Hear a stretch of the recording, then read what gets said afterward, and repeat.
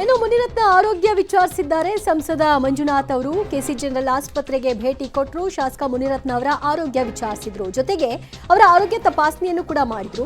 ಈ ಸಂದರ್ಭದಲ್ಲಿ ಮುನಿರತ್ನ ಅವರು ಹೇಳಿದ ಪ್ರಕಾರವಾಗಿ ಅವರಿಗೆ ಸ್ವಲ್ಪ ಕೂದಲು ಸುಟ್ಟ ಹಾಗೆ ಆಗಿದೆ.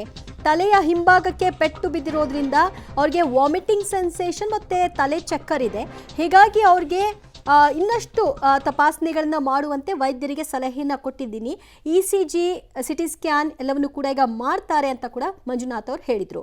ಅವರ ನಾಡಿಮಿಡಿತ ಹೇಗಿದೆ, ಅವರ ಉಸಿರಾಟದಲ್ಲಿ ಏನಾದರೂ ವ್ಯತ್ಯಾಸ ಆಗಿದೆಯಾ, ಇದೆಲ್ಲದರ ಬಗ್ಗೆ ಅವರು ಮಾಹಿತಿಯನ್ನು ಪಡ್ಕೊಂಡಿದ್ದಾರೆ. ಖುದ್ದು ತಪಾಸಣೆಯನ್ನು ನಡೆಸಿ ಮುನಿರತ್ನ ಅವ್ರನ್ನ ನೋಡಿದೆ, ನಾನು ಮಾತಾಡಿದೆ ಮತ್ತು ಪರೀಕ್ಷೆ ಕೂಡ ಮಾಡಿದೆ.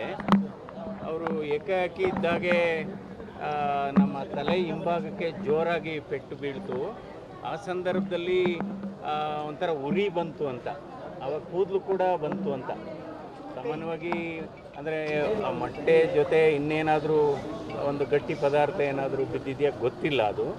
ಬಟ್ ಈಗ ಅವರು ಸ್ವಲ್ಪ ತಲೆ ಸುತ್ತು ವಾಂತಿ ಬಂದಂಗೆ ಆಗುತ್ತೆ ಅಂತ ಹೇಳ್ತಾ ಇದ್ದಾರೆ. ಯಾವಾಗಲೂ ಅಷ್ಟೇ ತಲೆಗೆ ಪೆಟ್ಟು ಬಿದ್ದಂಥ ಸಂದರ್ಭದಲ್ಲಿ ಈ ವಾಂತಿ ಬರಂಗಾಗೋದು ಅಥವಾ ತಲೆ ಸುತ್ತು ಬಂದರೆ ಒಂದು CT ಸ್ಕ್ಯಾನ್ ಮಾಡಿಸ್ಬೇಕಾಗುತ್ತೆ. ಏನಾದರೂ ಅಕಸ್ಮಾತು ಮೆದುಳು ಒಳಗಡೆ ಏನಾದರೂ ತೊಂದರೆ ಆಗಿದೆಯಾ ಅಂತ. ಸೊ ಈಗ ನಾನು ಇಲ್ಲಿ ಫಿಸಿಷಿಯನ್ ಆದಂಥ ಡಾಕ್ಟ್ರು ಮೋಹನ್ ಅವ್ರಿಗೂ ಮಾತಾಡಿದ್ದೀನಿ.